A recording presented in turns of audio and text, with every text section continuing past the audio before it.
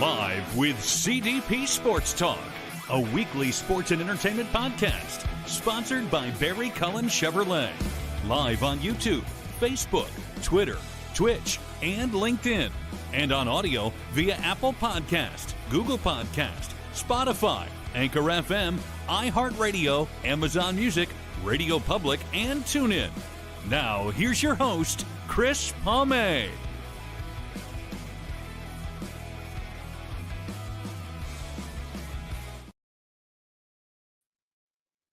Good afternoon, everyone. Welcome to Season 10, Episode 13, overall 508 of Live with CDP Sports and Entertainment Talk Show, sponsored by Barry Cullen Chevrolet Dealership at 905 Woodlawn Road West in the Guelph Auto Mall. Check out barrycullen.com for the newest selection of new and pre-owned GM vehicles, along with their great selection of all-electric vehicles and Cadillac vehicles as well. You can call the dealership at 519-824-0210 and tell them Chris Palme sent you, or you can email them at info@barrycullen.com. Barry Cullen Chevrolet Dealership has been family run and operated here in the city of Guelph since 1969. Yes, even before I was born in 1972.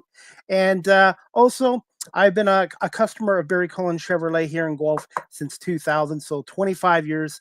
And if you're looking for a newer or a pre-owned GM vehicle or an all-electric vehicle, check out barrycullen.com or pop by the dealership again at 905 Woodlawn Road West in the Guelph Auto Mall. I hope everyone's doing well on this. I can't believe it's already Tuesday, March 11th, 2025. The snow that we had here in Ontario is melting away with these mild temperatures. Spring is here, and I'm looking forward to my guest today. This will be her first appearance on my show, and we're going to bring her on in just a sec. Her name is Colleen James. She is a dedicated leader, advocate, and community champion, serving as the Regional Councillor for the Region of Waterloo. And we're going to bring Colleen James on right now to talk about her role with the Region of Waterloo and her role as a Regional Councillor as well. Hello. Good afternoon.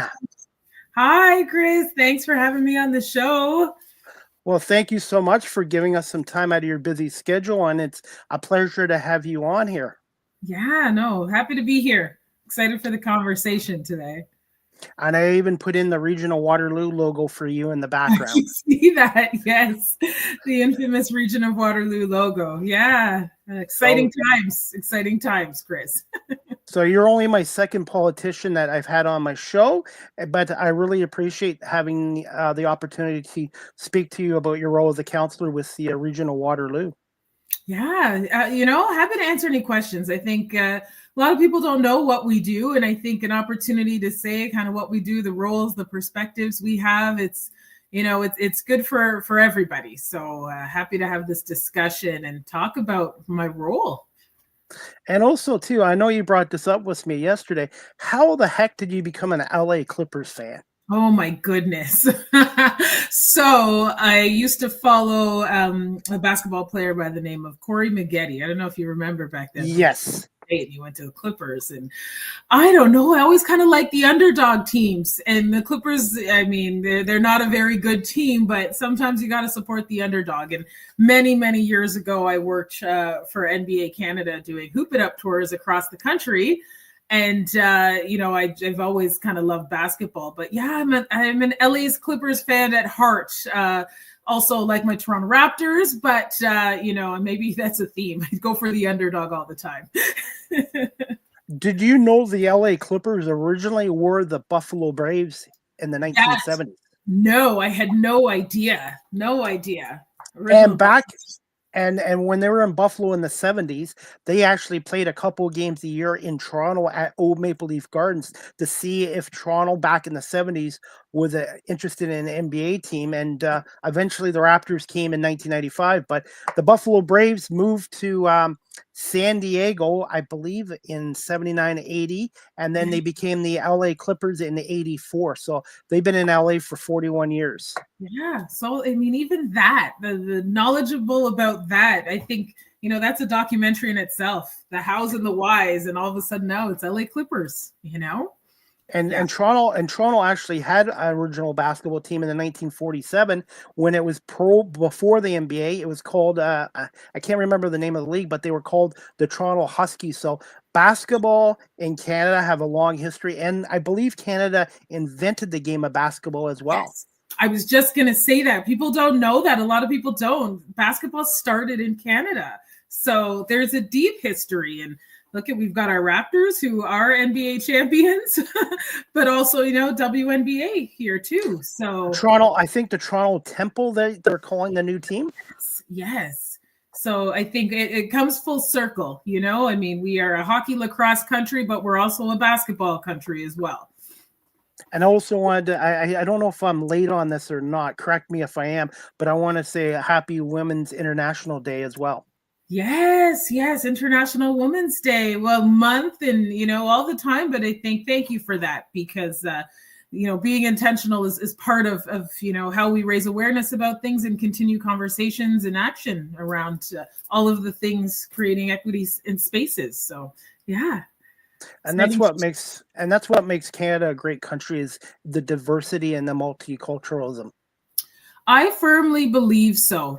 I think that it complements, the diversity complements. We're not just learning about each other, but we're also saying, okay, what can complement the environments we're in? And recognizing that we're lots of fabrics to this country. And I think it's something we need to celebrate and continue to, and not see it as, unfortunately, the us versus them, but how do we collectively continue to grow as a country, as a community, together, and we can take bits and pieces to make a whole. And I think that's Canada. It is, our diversity is something that, is cliche as it sounds, it should be celebrated all of the time. I mean, look at, now it's Irish History Month here, and all of the things and the compliments from the Irish community to this country, and globally. So I think every way you look at it, diversity impacts every single one of us in some way, shape, or form. And you're also seeing more women in sports as well. And I wanted to ask you this too, Colleen, since you've been with the Regional of Waterloo, the councillor since 2022. Congratulations on 3 years. Do you find there's more women getting into it? Obviously, you got female mayors, but do you find in the world of politics there's more diversity and women coming in? I think overall, yes, but there's still kind of leaps and bounds to go. I think it is, the realities are, it's harder for women. It's harder for women to get into office. There's lots of competing priorities, especially if, like me, I'm a mother with a young child, and, it really takes community and a strong support system. And I think the benefit of having women and diversity across the tables is that perspective that is brought to the table as well, because there's things that have changed it. When we even think about, starting times of meetings, for instance, and, if you've got drop-offs, if there's even responsibility with other family members, that necessarily doesn't work for everybody. But to be in a position to say, hold on, can we start this meeting after school drop-off times, just things like that help with perspective. And even when making policy and thinking about different communities impacted by different policies a certain way, and having that perspective there. What made you want to get into politics, Colleen? Oh my goodness. So here's the thing, Chris. A lot of people will say they didn't plan on getting into politics. At some point, multiple people asked them. I was very fortunate to grow up in a household that was we had conversations about politics, about voting, about democracy. My mother was a union president. So, I was kind of engulfed in politics and how it impacts us from a very early age, and the importance of it. What made me really get into it, though, was working in community, volunteering, seeing how decisions were impacting organizations. And also, I worked in government for a very long time. So I saw very close front and center the impacts of government and how it impacts community directly. So for me, I think I've always known I wanted to get into politics. My education is political science.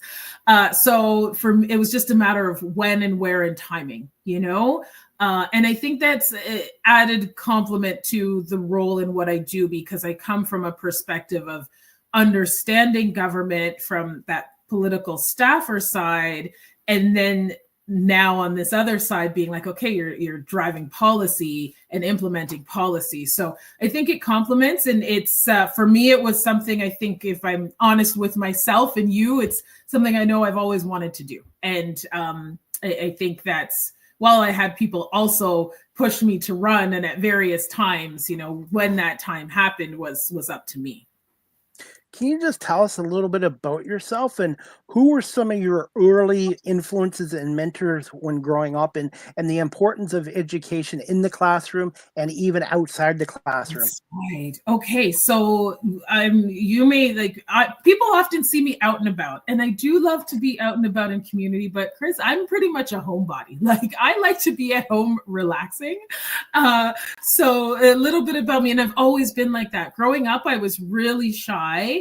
I did a lot of listening as opposed to, talking and being in conversation. I'm the youngest of 4 children. So most of the times I was listening to conversation rather than having my input in conversation.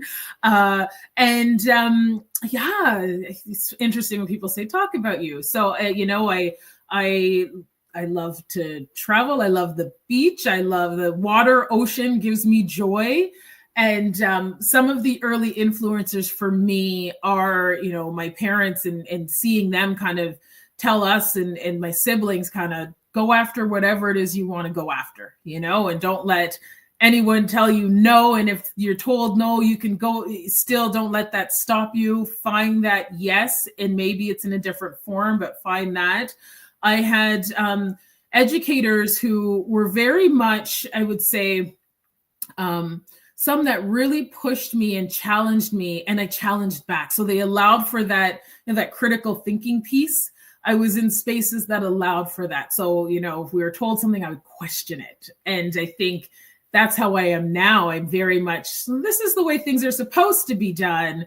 But really, is there another way to do something? And I think that's that early root of policy and change policy and systemic change that I'm grounded in. It's just, it's okay to question things. And I had that around. I will say too, my mother's a firecracker, and she's really, encouraged us to just kind of that fight back mentality. It must be, when it comes to her role in working and stuff like that, just really advocating for others as well. And then I guess, what else has influenced me? I think it's people who've been able to kind of challenge status quo and make change, and seeing that throughout. So, I'll speak to kind of, Jean Augustine, former politician, just challenging status quo and seeing that, and seeing the benefit of that on the other side of things. And, I'm fortunate to have some really good employers. I'm not sure if you're familiar with former Mayor Brenda Halloran, City of Waterloo. The name sounds familiar. Yeah, she was the mayor of Waterloo, and I worked directly with her. And one of the things that, was encouraging, and we were always kind of pushing the limits and taking risks, and I'd be able to give her big ideas. I'm a big picture thinker, Chris. So I'm like, okay, big picture, let's see how we can reshuffle things. And she allowed that, embrace that. And, that is part of the whys in which, I kind of ran and got into office too. It's like, how do we, take those risks, knowing that maybe the outcome may not be what we hope, but it may be what we hope. And, having very good employers or bosses that encourage that throughout my career. And I was probably someone who was never meant for 9 to 5. I think we were talking about this before. I wasn't really meant for 9 to 5, but when you're around people who allow you to kind of do your thing, knowing and trusting the work, I think that enables you to just, build more character as well, in whatever it is people do. And I'm doing that with myself, being self-employed. I set my own hours and I make sure I stay motivated and focused, and whatever work I need to do gets done. And also, by the way, I don't have a broadcasting journalism degree in this. I've completely self-taught myself through technology as well. And when I was younger, you're going to laugh at this, I hated public speaking. I avoided it like the plague. Teachers always had to drag me up in front of the class at the end. I really didn't like it. And in my other career, I had to deal with a lot of public. I was in corporate security for over 2 decades, and I had to deal with a lot of public, different backgrounds, nationalities, rich people, people with mental health issues. And I find that career kind of prepared me for this, because if you asked me 20 years ago, I would be doing a live show every day. I would have said you're crazy, because I really did not like public speaking, and I've reinvented myself over the years as well. I think, you speak to that kind of reinventing ourselves. And I think that's part of that growth mindset. I will tell you, people hear me talk now, they're like, you're such a good speaker, but take away 20 plus years ago, I was the one up there sweating, it never really, you still get nervous, but it's a different kind of, and also it's building character and it's growth, to be able to say, look what I'm doing now. You're not trained in what you're doing, but you're successful in what you're doing. So I think part of, how we evolve, sometimes it's not necessarily going to school to do the thing. I'm a hard knocks live, you got to have the street smarts as well as the book smarts, but they both work hand in hand together. If I could go back to school now, instead of going earlier, I did okay in school, but I wasn't really focused. And now with all my life experiences and skills I've acquired, I think if I went back to school now, I'd be a way much better student than I was 25, 30, 35 years ago, in my opinion. Oh, let me tell you, I barely got through undergrad. I think I had a 1 point something GPA. I was supposed to graduate, Chris, and I failed one course and I couldn't graduate and had to take it again. I mean, you're 20 years old. You don't, your focus isn't the same. When I went back and did my master's many, many years later, it did really good, but there's a discipline there. And I'm always one to say, employers don't really look at your GPA as long as you finish the thing. And that's how I was. I got through it. Next question I was going to ask you, Colleen, you've already answered part of it, so I'm going to just cut it down in half here. Okay. How did you end up with the Regional of Waterloo as your councillor in 2022, and what was that feeling like when you were named onto their board as a councillor, city councillor? Yeah, great question. So I told you before, I worked at the city of Waterloo for a number of years. More grounding in kind of the lower tier municipal level government. And then opportunity came and I went to work at the region. And like I said, I'm a big picture thinker. So I was seeing, regional kind of planning at the time from big picture, not just right now, but like 4 years, 10 years, 15 years ahead. And I thought, they're really making decisions here that are impacting the entire region. There's so much perspective that has to go into this. And I fell in love with the region as a staffer and just the type of progressive work that was happening. And, I ended up leaving to go and teach for a few years. I'm someone of many careers, Chris. I went to teach for a few years. And then 2022, the election came up and some of the people that I worked for were no longer running. And I just said, I think I've got a lot of added value that can be brought to that table. And I will tell you, we campaigned for months, and it was when that night happened, and they said, you're councillor-elect, and I thought, oh my gosh. And I will tell you this, and when I left the region, I said to myself, that hindsight, you put things in the universe. I said, one day I'm going to come back and I'm going to have my picture on the wall. I'm going to be a councillor. And who knows when that was going to be, but, it was like a full circle moment. It was also saying, I did this, and putting your name on a ballot is never easy. You're public facing. People want to know all about you. And then to go through and have community support me in the way they did, it was like, it's like the hard work's paying off. all of that, all of the adversity, and to be there, it was a very proud moment for me, a proud moment for my family. And again, it was like, this is how it's like community showed up, and it's such a great feeling. And then I have a young daughter, and part of it too is I want her to know you can go after whatever it is you want to go after, and regardless of the outcome, you put your 100% into it, and it's still a success. So, and now being at the table, like, I love it. I love politics. I could talk politics all the time, but it's also that being able to, how do we do things a little differently? How do we get better outcomes? And being part of those discussions as the process is going is, I don't know, it's fulfilling. I feel like I'm called to do this work, Chris. I can't describe it in any other way.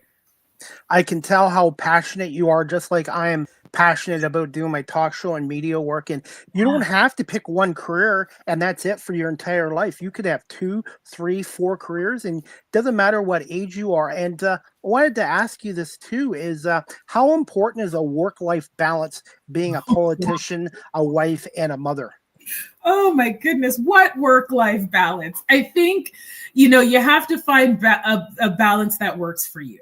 So there are times and there are weeks where, I'm out 3, 4 of the 5 nights of the week, but then I know, and I'm very intentional with setting boundaries to say, okay, if I'm working this kind of insane schedule, I know I need to take time off to either reset, recharge, spend time with the family. I think it's something we constantly navigate.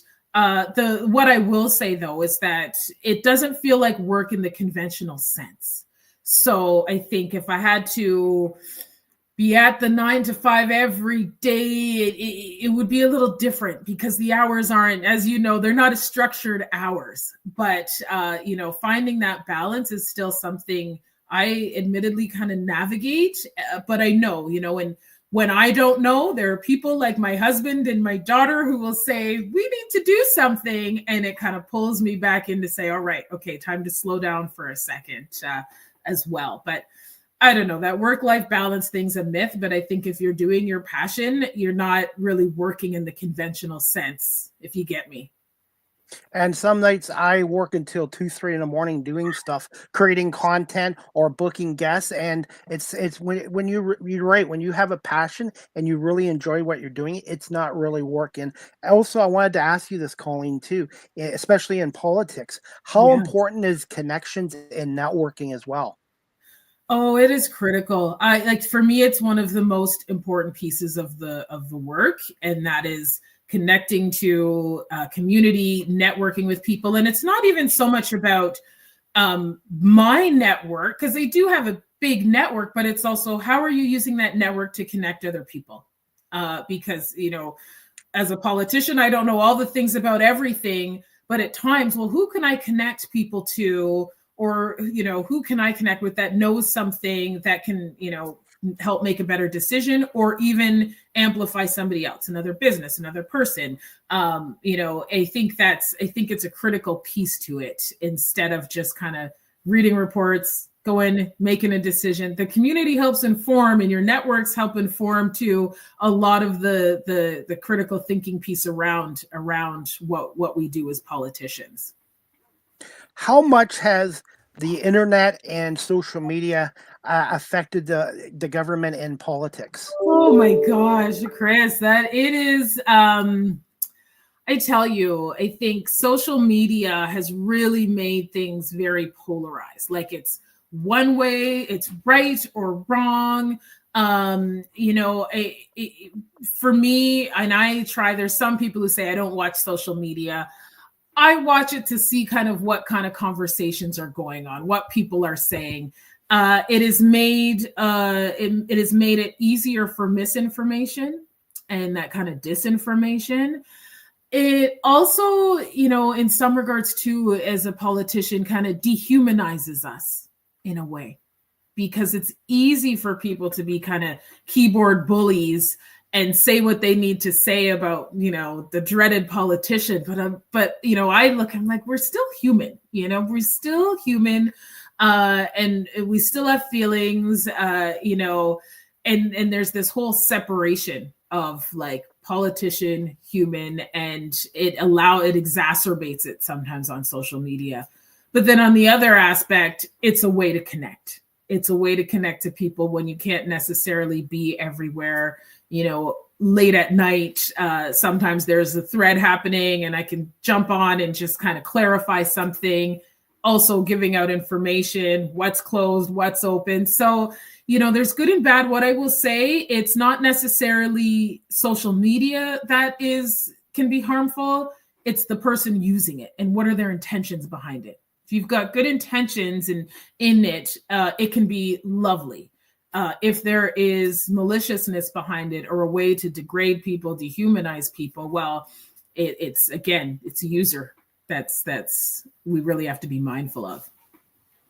And one thing I've noticed is too, everyone has a right to their own political views and beliefs and stuff like that, but it seems like there's a lack of respect, and then it's like we should be united, even though we all have different views and stuff like that. I just find nowadays, I'm not going to just say Canada, but the world, there's too much division, in my opinion. I agree. It makes me really sad, especially when I think about youth growing up, in that it exacerbates the divisiveness. Like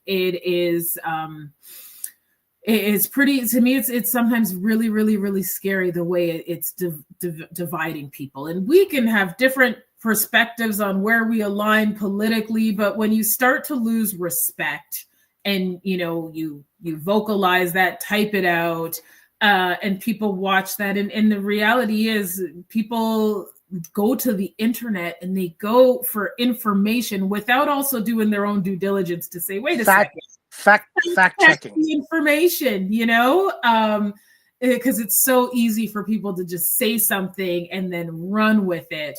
And it's creating more of a problem. I wish we need to be more united. I have my company Divanify, and it's diverse and unified, put together. And, I think we need to do more of that. Yeah. Totally agree. And this leads to my next question, Colleen. Can you just tell us about your role with the Region of Waterloo as the chair of sustainability, infrastructure, and development? Yeah, it's a big portfolio.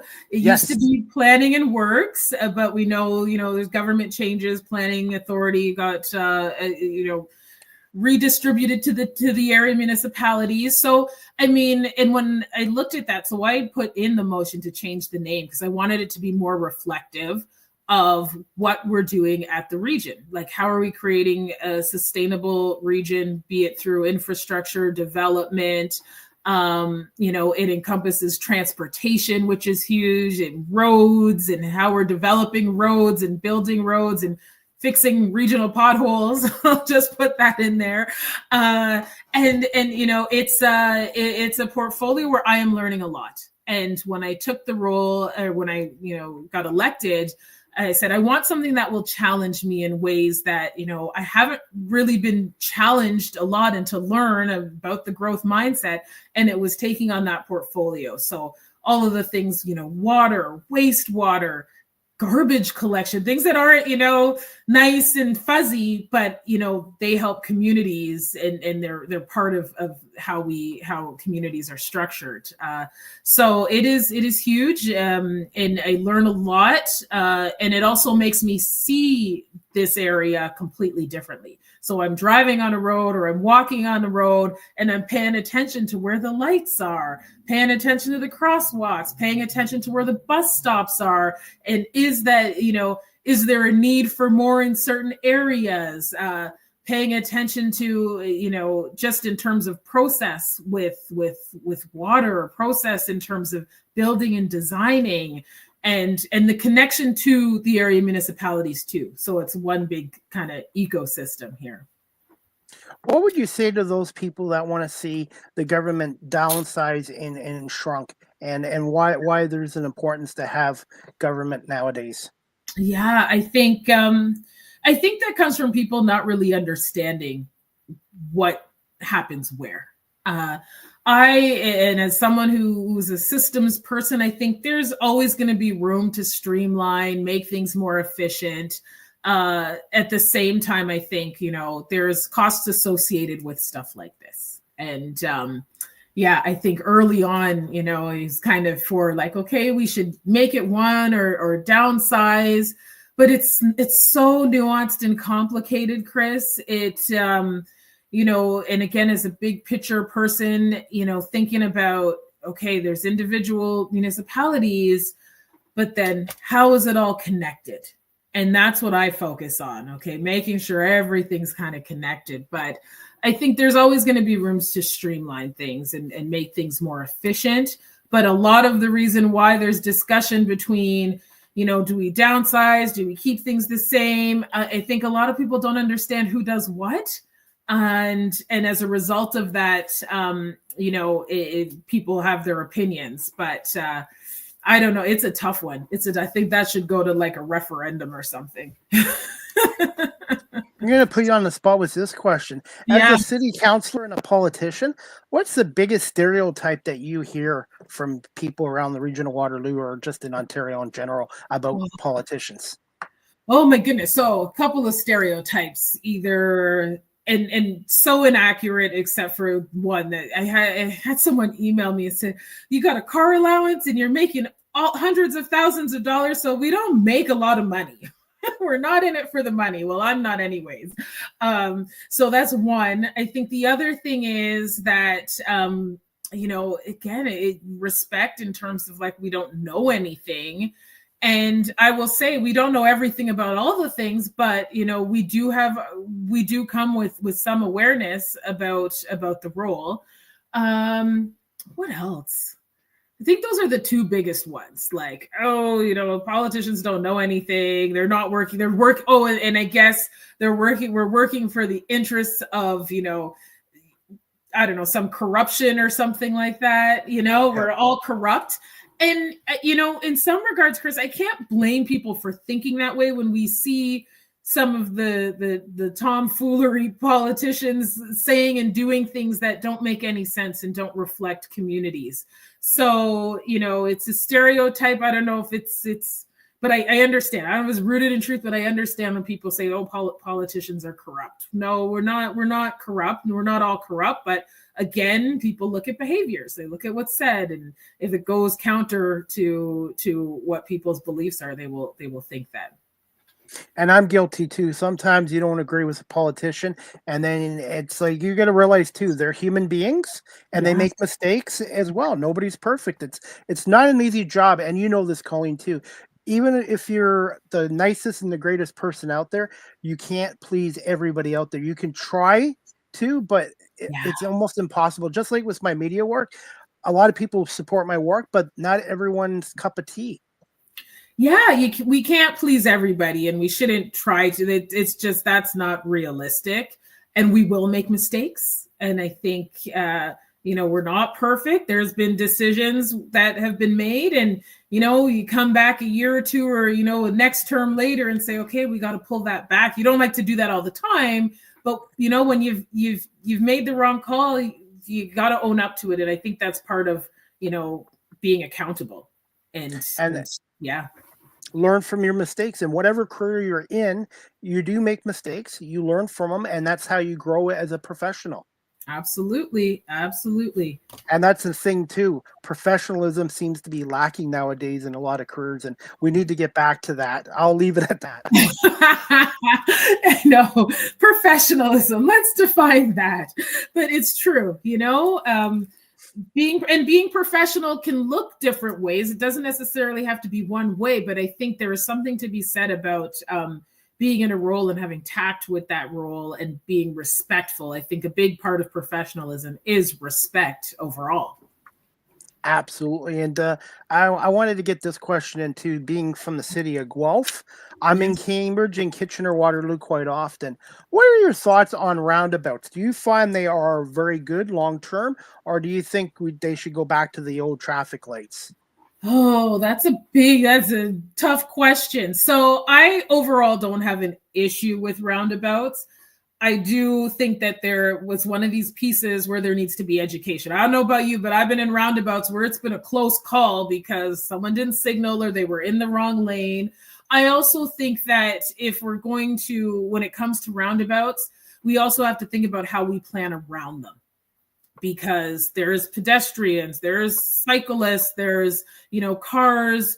And if you're having a whole lot of activity around them, there's so much to pay attention to. So I think, for big artillery roads, I appreciate them, and I think they help move the traffic along. I think we also need to be really mindful when we're putting them in. Are we adding them to something that's already developed, or is there development that's going to be happening? And what does that look like to make the flow of traffic and safety, front and center for residents? But I don't mind them. We do have a little one in our neighborhood. I don't even think it's called a roundabout. I don't know what it is, but I'm like, this could have just been a crosswalk. And but I think the big roads, I think, need them for flow of traffic more so than some of the smaller ones in some neighborhoods. Roundabouts don't worry me as much as four-way stops, because I find a lot of people nowadays don't realize whoever gets to that stop first has the right of way, and there's a lot of confusion there as well. Yeah, it's interesting you say that, because I remember in driver's ed being taught very clearly, that four-way stop. And But yes, I see it too. I absolutely see it too. So a lot of this is education based, and in recognizing that, if people aren't trained the correct way to go through a roundabout or a four-way stop, or to not pass the yellow bus when the lights are on, like common sense basic things, we have unfortunate situations and drivers who aren't aware. 100%. I'm going to put you on the spot here, Colleen, with this question. How would you describe yourself as a politician? Oh my goodness. A politician who I think, practical. I'm a politician who leans on community. You're stumping me here with this one. I haven't been asked how would I describe myself as a politician. I think I'm a politician who tries to make the best decisions based on the informed discussions that I have. I'm not a perfect politician. I kind of stick to I'm one who just honors kind of like values and integrity. So I'll put it this way, because integrity is a big piece of this. If I'm going to make a decision, even if it goes against kind of the main narrative I hear from community, I always want to know the why behind so I can justify it. So I kind of grounded in my integrity and values and ethics. I kind of tell it like it is. You talk to some people, they'll say, "Oh, you sound like a politician." And I say, well, what does a politician sound like if, I'm just, speaking truth. But yeah, for me, I'm someone who's grounded in my integrity. So if there's a decision I have to vote on or approve and, it may go against, I can always know my why as to why I voted the way I did and can justify it. So I don't know. Maybe that answers your question, Chris. I love doing this, and I really appreciate you coming on. Are you still good for a little more time? Yeah, absolutely. Okay. How many members are on the city council for the Region of Waterloo, and how often do you guys have your meetings during the week? Okay, so there are 16 of us, and I'll break this down for you. There's the regional chair. There are 7 mayors who represent their municipalities, so Kitchener, Waterloo, Cambridge, and the 4 townships. And then there's 8 directly elected councillors, 4 from Kitchener, because it's the biggest municipality, 2 from Waterloo, 2 from Cambridge. So that's the breakdown. So, the 4 directly elected, the community directly elected us. The mayors are kind of double direct because they were elected mayor. They then sit at the regional council table. And then there's the regional chair who was elected by, residents throughout the entire region. Gonna put you on the spot with this question as well. Kitchener, Waterloo, Cambridge over the decades have grown. I think it's 750,000 total people. Has there ever been any talk of annexing Guelph and having Guelph join the Kitchener Waterloo region? I have never heard that. I think that would create quite the uproar. I've heard various, various ways, but never have heard of Guelph. But I think there's something to be said about interconnected transit. I'll say that. Because with all the house building here in Guelph, we're Yeah. pretty well in the next decade or less. The houses are going to go right from Guelph right to Kitchener. So, Well, do you ever foresee that happening in the future, where the city of Guelph could be part of Waterloo Region? oh, I don't know if your mayor would appreciate that, but no, I don't foresee that. I do see more interconnected cities though. So I mean, I know there's the Highway 7 going out to Guelph, like expanding that to make it, more transit friendly. We do have our Go bus, but I think there's something to be said about interconnected communities. And the realities are we have these invisible borders, and sometimes they create more of a divide than they need to. There's two roads I'd like to see expanded in the future. I know it's out of your hands. Highway 7, which they've been talking about expanding since I was a kid, and Highway 24 from Guelph. I just live off Highway 24 here in Guelph to Cambridge. Yeah. The amount of traffic on there, and now it's just there's more traffic now than ever before. I know. You're absolutely right.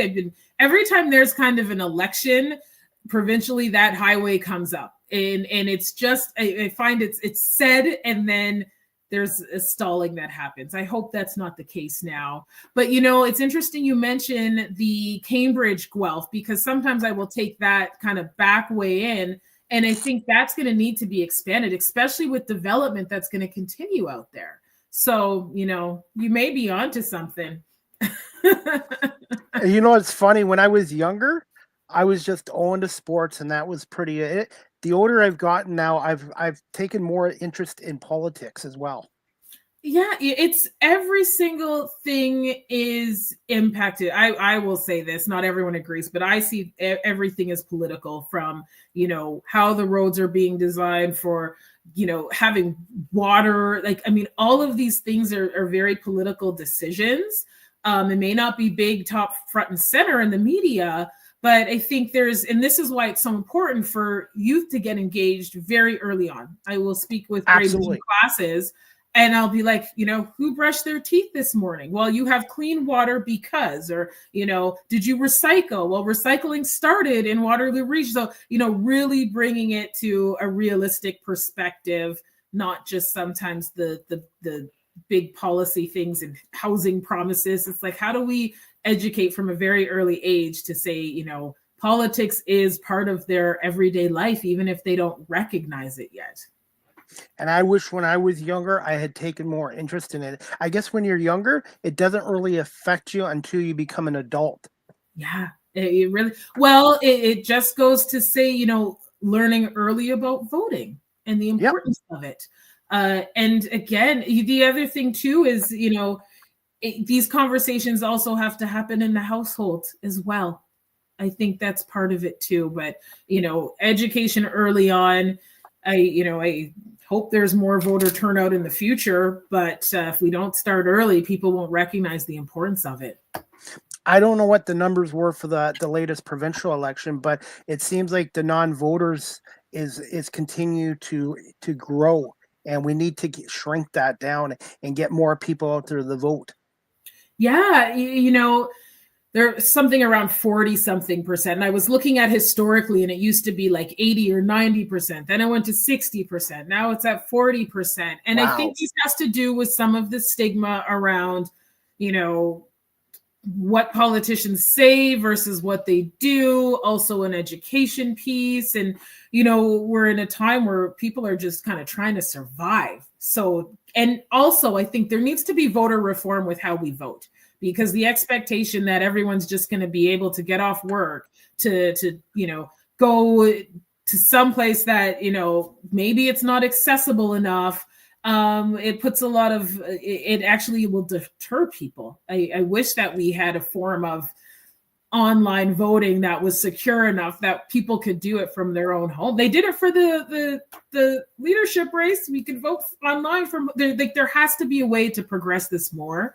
And I guess the other other kind of caveat to this is when you have low voter turnout, it actually works in favor of some. Like they want that. There's people who know there'll be low voter turnout, and it works in their favor. So I hope this changes. And I think social media, great way to get people to engage, especially youth. I always tell people, if you don't vote, then you don't have a right to complain or have a say. Can't complain. And, you know, people who don't vote, like, do you value your citizenship? Because as a citizen, this is it's one of your democratic rights to be able to vote. And we're so much on a Canada Strong right now. So why not vote? That is, you know, it's your democratic right as a citizen, valuing citizenship. It's so important. But if you don't vote, my mom always said, your vote is your voice. So don't complain after. Speaking of, we were just bringing up the provincial election.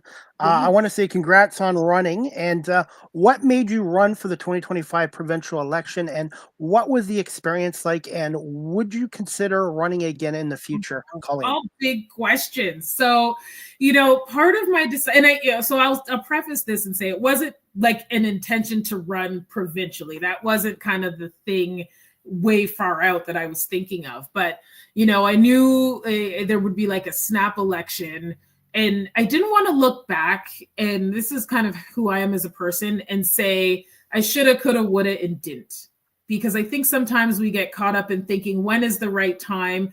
You know, had I had run sooner for a regional position, maybe I would have gotten there sooner. But I was always like, this is the right time to do it. But you know, for me, it was just, you know, I don't want to look back and have any regrets. And so I put my name forward, knowing that, you know, regardless of outcome, I did it. And I think the experience taught me so much just about myself. It taught me a lot about kind of the partisan perspective. And I think I was always kind of worried, you know, nobody really knows where I align. And, you know, I had to look at, you know, platforms, have conversations with people and think, you know, if I was going to run, where. So I think running provincially just taught me a lot about the partisan. And would I run again? I don't know. At this point, I don't know. I think it's tough. It's like another level up.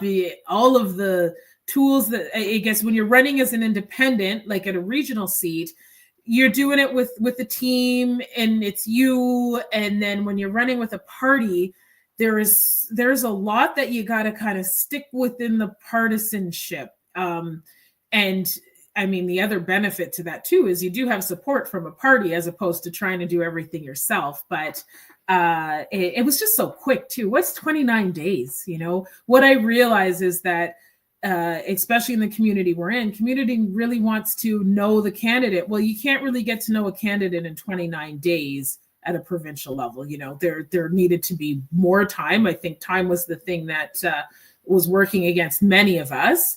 But I don't regret it at all. I think it's growth, and it's something to say and to show for future generations and people to say, just do the thing, you know, regardless of the outcome. It also taught a lot about working with people and people who have, you know, maybe different alignments. It's still processing too, but it just flew by. I feel like, wait a second. That was 29 days.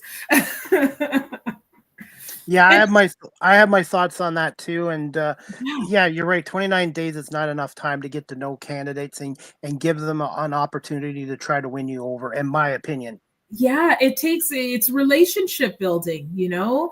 I guess the other thing too is really, you know, talking to various communities, understanding why people are apathetic. I spoke with people, I'd be handing out my flyers and they say, oh, no, I don't vote. And then I'd say, well, why don't you vote? Well, politicians lie, right? Going back into the stereotype, politicians lie. Well, what if they lie? Like I would engage the conversations probably much longer than my team would have wanted. But I think this is valuable insight, because if there's a reason why somebody hasn't voted, but they don't understand the importance of it, can I, you know, educate in some way? lots of discussions with various people on different political, different political alignments, having debates there. I mean, I enjoy connecting with people, so I think that was one of the added benefits to it. Just talking to you, Colleen, I think we need to get more politicians like yourself, because I think if people realize these politicians are approachable in that, I think a lot of these issues or misconceptions or stereotypes can be eliminated, as well as making the politicians be approachable. Because I think a lot of people I talk to don't feel like politicians care or will listen to their concerns and complaints or issues. Or they listen and they don't do anything. And the realities are, some may be like that. We can't. Some may be, but I think majority actually care. They want to have conversations. It's a respect thing as well. Public life is not easy. I was somewhere the other day and they were like, "Well, you're famous," and I'm like, "No, I'm not." It is really, we're all just trying to survive and navigate life the same way. It's just, the roles that we do play have a direct impact on community. But I think everyone's role does in some way, shape, or form. We meet people every day, and we impact people every single day. What are some of the challenges currently facing the Region of Waterloo in 2025? Oh boy. Well, I mean, one of the biggest things is that we're being asked to do more with less funding. So I think going into this last kind of, 2025, thinking about all of the ways in which we need to maintain services that people need and should have, and then how to do that where it's not putting onus on the taxpayer more so than we're already stretched, including myself in that. I think we do have a housing and a crisis and homelessness crisis. And I think that's one of the things, as many communities, we're not unique in that way, but it's something that is top of mind. We have a growing population, which means when you have a growing population, you have everything. You've got people who are trying to find work, employment, you have increased housing costs, and there's also people who are, struggling to get by. So I think that's another one of the big issues. And, I can kind of speak to, I guess, some of this because I was just hearing it at the door too, the economy. People are concerned about that, which always comes back to, again, taxpayers. And I think as of late, as we start to see the snow melt and all of that, we got to fix these roads and infrastructure and really, that aspect of the work for the region. But it's something that I'm very conscious of. We're being asked to do more with less funding. And then, the unfortunate result is that goes on a tax base where really it shouldn't be, The two things I wanted to bring up with you is mental health and how we can get mental health better, because I find it's, especially in Canada right now, I think it's going down with what's going on, and also homelessness too. It would be nice to find an answer, because you're seeing, I can't speak for Waterloo region, but I know for Guelph, you're seeing more and more people lose their jobs and go homeless, and they get stereotyped too. Oh, they're homeless, that means they're a druggie, they're a criminal. That's not the case. Some of these people just lost their job and they couldn't afford to pay their bills, and we could do a 5-hour show on that. I know. I think this comes down to what we have, how we invest in healthcare, and I think it's bigger than just hospital wait times. I think there needs to be real intention on investing in those supports for mental health. And I'll put this a little bit on corporate as well, because I think that there is not investment made into the mental health of employees, and all of it, and various ways there needs to be more investment there. I mean, if somebody loses their job, that's automatically going to impact their mental health. And then if somebody's mental health, then they're trying to find a reason to cope with that. And if there is an investment in the resources all around from every sector, be it government, be it private sector, it exacerbates everything. And homelessness, nobody's immune to it. They say that we're supposed to have 3 months of savings. I lost you for a second. So I apologize. I forgot. I've been doing this for 5 years, 500 shows. I forgot to connect my Ethernet cable, and unfortunately, I lost the signal. So I apologize for that. So I hopefully will get our audience back as we wrap this show up in about 10 minutes. Okay. So what was I saying now? Oh, so when it comes to homelessness, they say that people are supposed to have 3 months worth of savings to be able to, well, if somebody's, lost their job, they're paycheck to paycheck,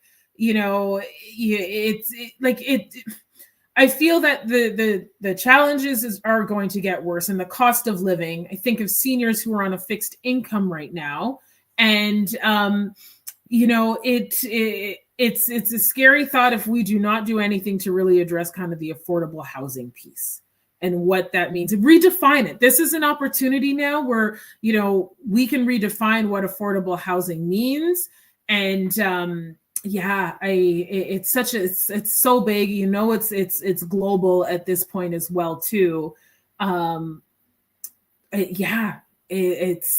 It's one of those things. I would hope it gets better, but what I'm seeing with the loss of jobs, some people say it's taken them 16 months to find a job. They're applying to thousands of jobs and not finding anything. So, part of this, and comes back to where we're at today, how do we invest locally? Make sure we have a local thriving economy so that people can find work and money stays in the community. I think, because, that's the only kind of way out of this. We need a thriving economy to ensure that we can survive. And that's that invest local, right? Support local. Support local, but support Canada as well. Yeah. Now so more than ever. And it should have always been like this. You know what I look back on? When the pandemic happened and we couldn't get the N95 masks. And I'm like, well, we are like smart communities, smart country. So, I mean, and I was teaching at the time, and I even said to one of my colleagues at the school, said, what's going to happen to this supply chain? I'm like, the supply chain's going to get impacted, and look at what's happening now. So, we can learn from past experiences. There's a lot to learn, Chris. Speaking of that, and I was going to ask you this later, but since we're on this topic, I don't want to get into too much U.S. politics, but how much of an economic impact will the tariffs have in Ontario and the Regional Waterloo in terms of the economy and businesses? And like you said, how important it is now to support local Ontario Canadian businesses as well. Yeah. So, I mean, the quantum number of the impact is still to be seen. But I can tell you this, just from, again, chairing the committee that I chair, some aspects of everything that we use to develop may come from, the U.S. back and forth. That impacts costs. And, the need now to see, okay, what is being developed here, what isn't, what can we develop here and keep the money in the community is top of mind for me anyways, because I know that there are billions of dollars that leave this community because of, buying outside of it, the country potentially. But, I think this is for us and for me anyways, looking at, okay, how do we now centralize everything to this community? And I think that's top of mind for many municipalities. People don't maybe recognize that there are costs with every single thing and how our trade is interconnected. We need to be having more of those conversations amongst maybe even neighboring municipalities, right? How do we save on costs collectively? And then the need to support local businesses. We do it around Christmas time. We do it on, various special days. There's a local, our farmer or local market. we got to be thinking like that every single day and really doing the research to make sure we're supporting local, because even with the pandemic, it was the local businesses that felt the heat the most. And the pressure the most. And there was that campaign then to support local. So we know this. This is stuff we know. We just have to action it more and be intentional. And I'm guilty too. For the last, I don't know, 20 years, I would go to that other country and shop there and buy clothes because, oh, it's cheaper over there or they have more choice. But now it's like I want to stay home in Canada and Ontario and support our businesses and our economy. And we should never, ever be reliant on another country as well. No, I think this is, something, a lesson that we're all learning. The other day I was asked to go to, I won't name the major chain, but I said, I just can't do it. And, months ago, being very conscious of where I'm shopping. And, the thing is though, Chris, we like convenience. Amazon didn't just blow up overnight. It was the convenience. And I know this is where we sometimes have to slow down and pause for a second and think, is there an alternative? And I think this is an opportunity. So for any entrepreneur, if there is something that you want to, build, design, create, make, now's the opportunity for that, maybe that side hustle or something, because there's opportunity and people are going to be looking for this more. But I'm conscious of our economy right now is we're navigating some interesting times. Absolutely. And Colleen, I was reading this on your bio and I wanted to bring this up too. How much did it mean being honored one of the top 1,000 Black women to watch in Canada in 2020, I believe you got that. Oh, top 100 women. 100. Top 100. Me bad, 100. I know 1,000.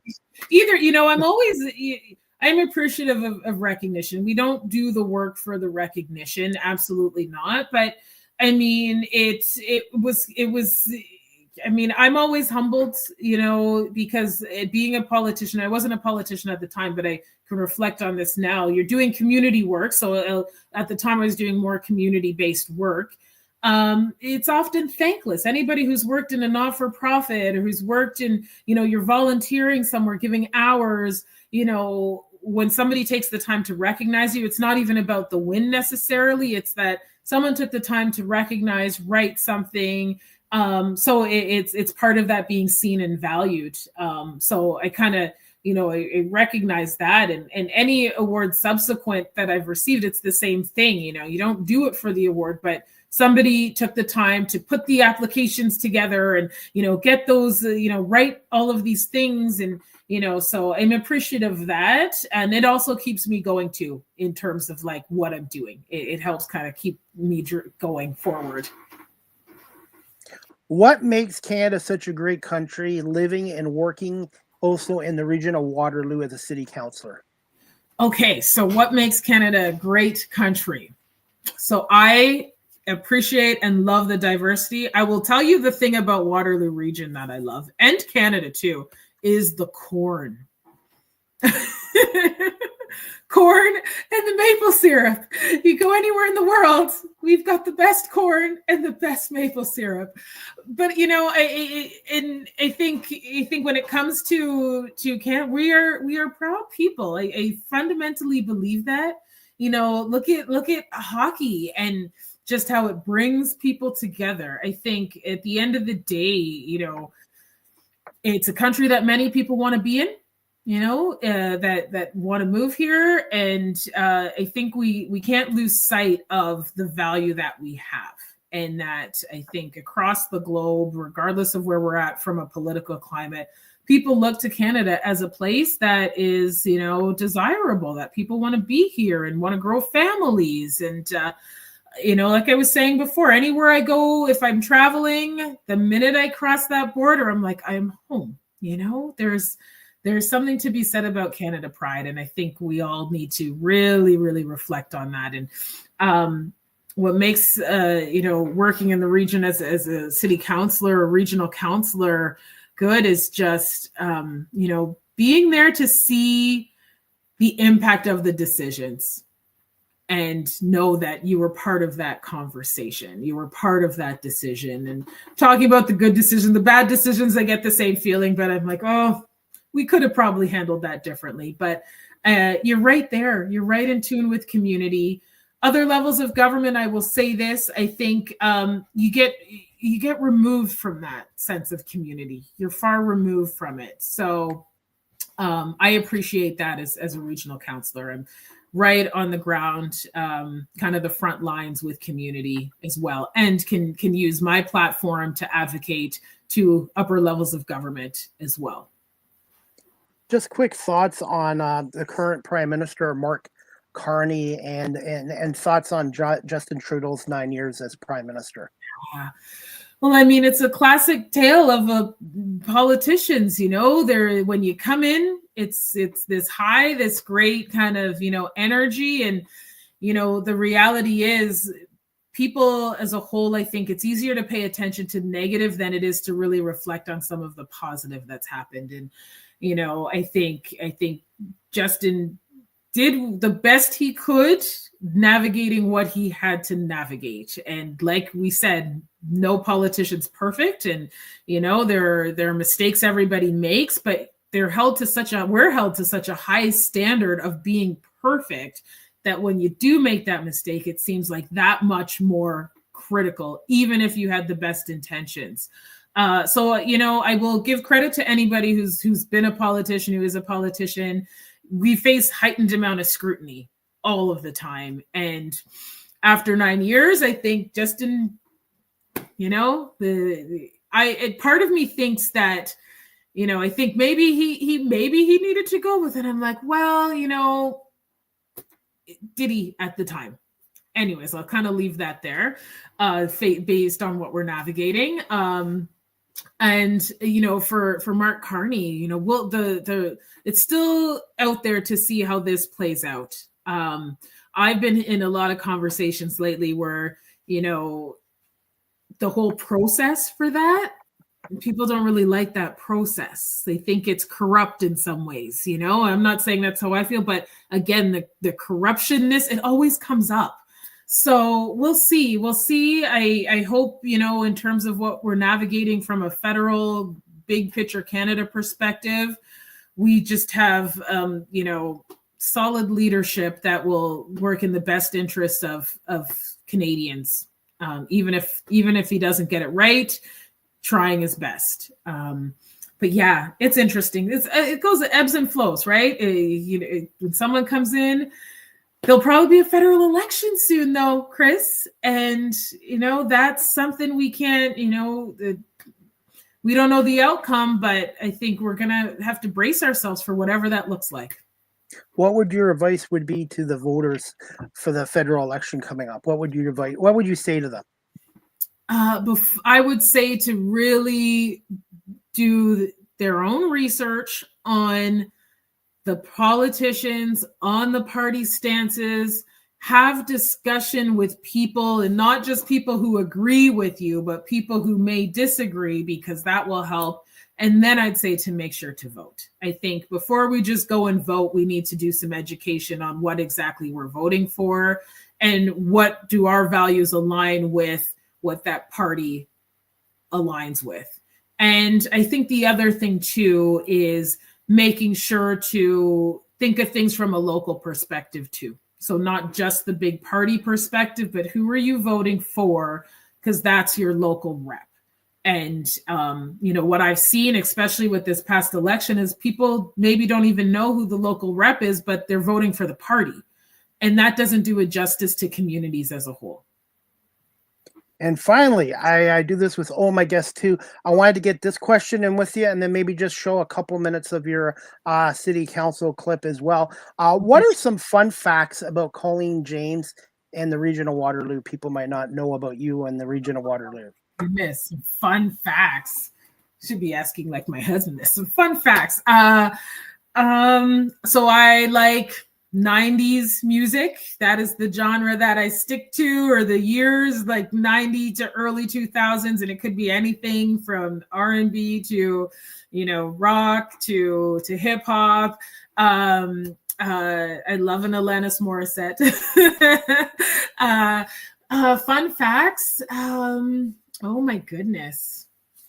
What else? I'm pretty sarcastic, but people don't know I'm a sarcastic person. I think sometimes I'll say the thing and they're like, were you being sarcastic? Yeah, most of the times I'm really sarcastic, but sometimes people take me seriously and they shouldn't take me so seriously all the time. I prefer dogs over cats. I do like dogs. And we have 2 pet turtles. Oh, what's your names? Bobby and Shy Guy. And I don't know. I guess another fun fact is I'm clumsy. When I was growing up, my family called me accident prone.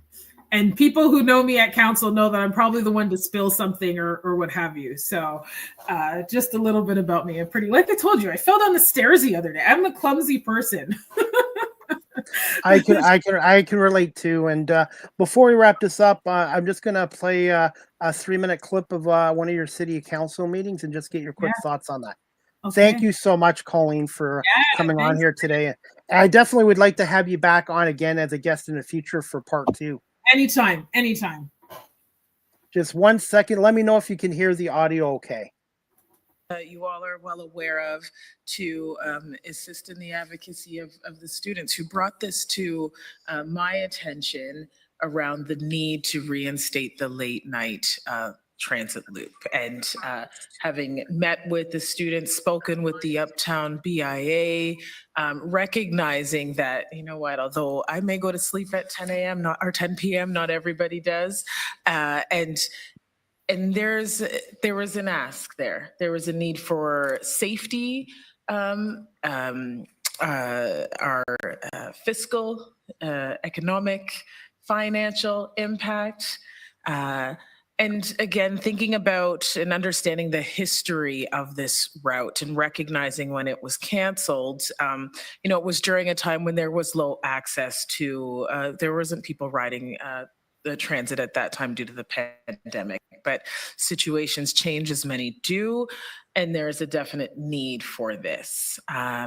I will say that I recognize that there is a need for transit, not just in the Waterloo area. I am not I'm not naive to that and recognize that we need to make our transit more efficient, more effective, more useful for those who are dependent on it and increasingly dependent on it. And the other aspect too, as well, is there are areas that do need transit that don't have transit now. And the other aspect is the financial component. So there are, 3 major factors in there. But I wanted to ensure that the students, those who are working shift work, those who are using transportation after hours, that their needs and their voice was reflected, especially as we move forward with our 2025 to 2030 GRT bus, our master or bus plan. Having this, and I was talking to some earlier today, it's kind of that qualitative data that you need to help inform future decisions. And I think that this is all part of it. I appreciate the students for coming in and engaging. The letters that did come in as well, reflecting the business in Uptown. And I'm happy to present this and looking forward to the dialogue. And if staff can speak to this, I do know staff are supportive, but I also recognize that as we work and build out our business plan, that there are things to be factored in. So happy to take any questions around this. And again, thanking the students and those who engaged, because this is how we make better informed decisions. So thank you. Thank you for sending me that clip and just thoughts on that video. Yeah, so it's something that, really is a true reflection of when community works with government to make change happen. And this is something that, the students and business area and those working at night brought forward and said there used to be this transit, this late night, and they stopped it during the pandemic for, obvious reasons. But now you have increase people out at night, people working later, shift work, people who were actually commuting from outside of town, taking the GO bus, and then there was no service to get them to where they needed to go. And there was a whole safety thing. And, that was a motion that, I kind of empowered the students to say, why don't you take a stab at drafting this, right? To get them engaged. And again, seeing all these students in business, the BIA come forward. And, I love seeing a council chamber full of delegations because it means there's something hot topic, but it's also engagement. And this is how it starts. So that motion was about equity. It was about equity and many factors.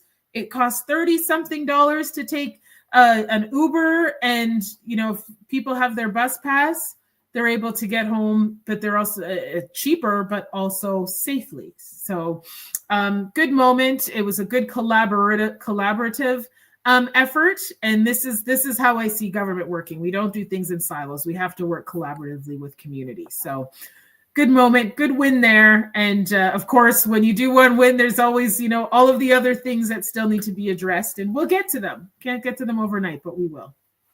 And I want to say thank you to everyone on Instagram Live for watching this show. Darren and Lily, thank you so much. And for everyone watching this show live stream or on audio, thank you so much. I really appreciate it. And finally, Colleen, where can my audience follow you on social media, your website, and what's the best way for someone to contact you in regards to your role as a counselor with the Region of Waterloo?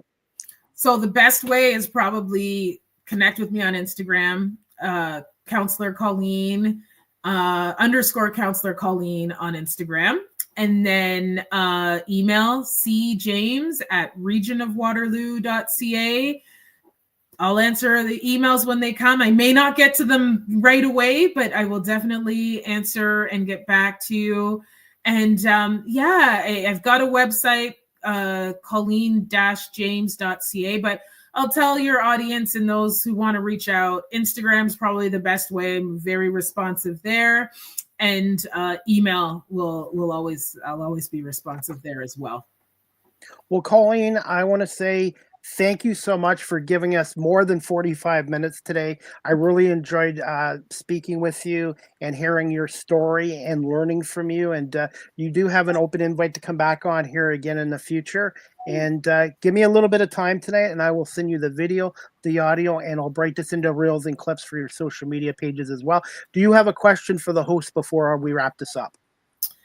Oh, Chris. So if you could speak to your younger self, what would you tell yourself?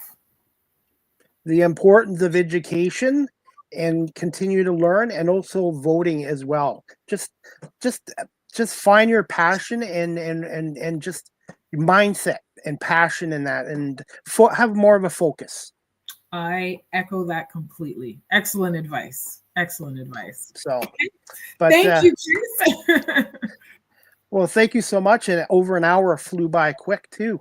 Yeah, no, great conversation. I appreciate you doing this. And yes, if you can interview more politicians, and happy to share what you're doing. I think this is part of education as well. So thank you. Well, thank you. And what I'm most proud about this show is it's not just a sports podcast anymore. I've turned it into a diverse show with diverse guests and diverse subjects and topics. And I just don't want people to stereotype me and this guy can only talk sports and that's it. So I really appreciate to have the opportunity to have you on and learn a little bit about yourself and your role with the Region of Waterloo as well. Yeah, thank you. And I will definitely be back if the offer stands. So absolutely. Good luck to your Clippers and Raptors. I'm a Pistons fan, by the way. You're both doing horrible, Chris. Hey, my team's been done horrible for 18 years, and now they're winning, the Pistons, so I'm just enjoying it. Oh, okay. All right. Okay. All right. Well, Colleen, thank you so much. Have a great evening and continued success. And thank you again so much for coming on today. Thank you. You too. Have a good night. All right, guys, that wraps up season 10, episode 13, overall 508 of Live with CDP Sports and Entertainment Talk Show, sponsored by Barry Cullen Chevrolet Dealership at 905 Woodlawn Road West in the Guelph Auto Mall. Check out barrycullen.com for the newest selection of new and pre-owned GM vehicles. along with their great selection of all-electric vehicles and Cadillac vehicles as well. You can call the dealership at 519-824-0210 and tell them Chris Palme sent you. And I just want to say thank you to Colleen James for coming on our show today. The next Live with CDP Sports and Entertainment talk show to be announced. I am working on more guests for the end of this week, so I'm hoping to do another show this Friday, which would be the 14th, Friday, March 14th.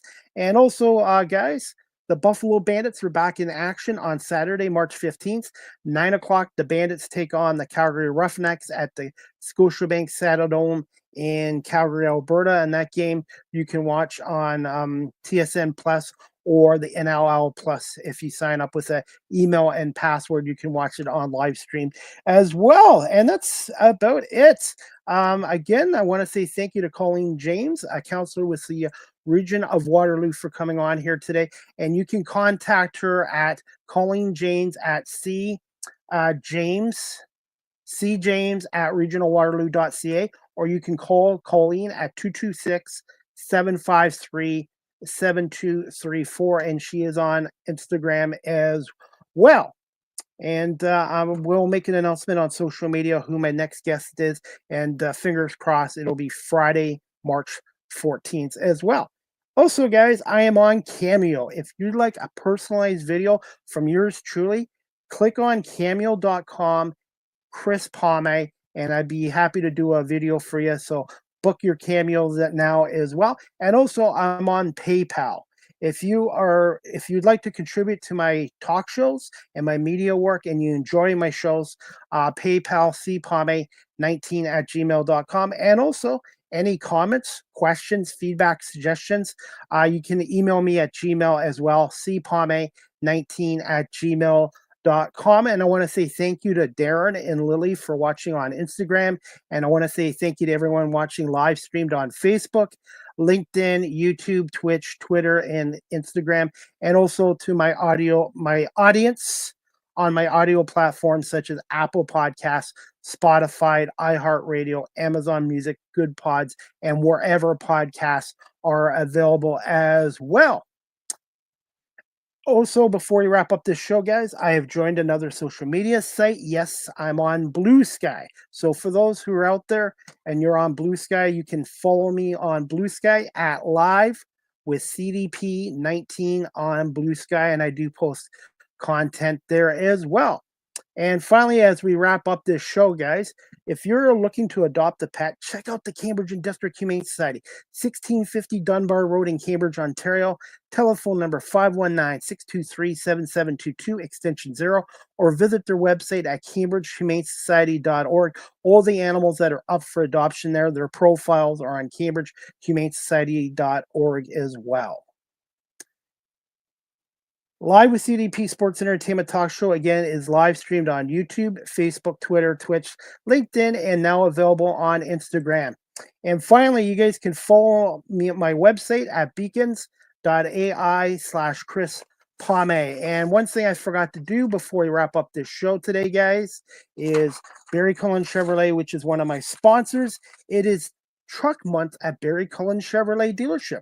Right now, a 2025 Silverado LD Custom Trail Boss, 0% financing for up to 72 months. More details at barrycullen.com. And that wraps up Season 10, Episode 13, overall 508 of Live with CDP Sports and Entertainment Talk Show, brought to you by Barry Cullen Chevrolet Dealership. And also, if you are a business that's looking to advertise, come contact me at cpalme19@gmail.com or on my social media platforms, as I'd be happy to take a business aboard and have you come aboard as a sponsor.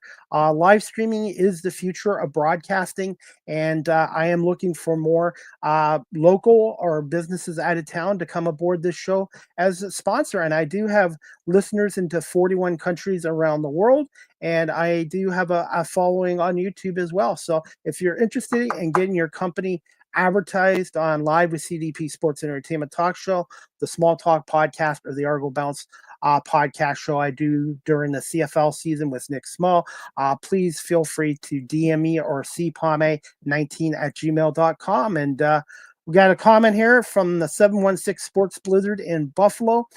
His name is Robbie Schneider. He has his own podcast show. I hope you had a good show. Please check out his podcast show, 716 Sports Blizzard Podcast, as Robbie and his co-hosts like to talk sports and Buffalo sports as well. And that's about it, guys. Like I said again, my next Live with CDP Sports and Entertainment Talk Show to be announced, and I'm hoping to have a show this Friday, March 14th. And the Small Talk podcast will return for season 3, episode 3 at the end of the March, to be announced with Marlene Sharp and myself. I hope everybody has a great evening. And again, thank you to Colleen James from the Region of Waterloo for coming on. And thank you to everyone watching this live stream and my audio platforms. And of course, thank you to Barry Cullen Chevrolet here in Guelph. Have a great night, everybody. And we'll see you soon for another edition of Live with CDP Sports and Entertainment Talk Show.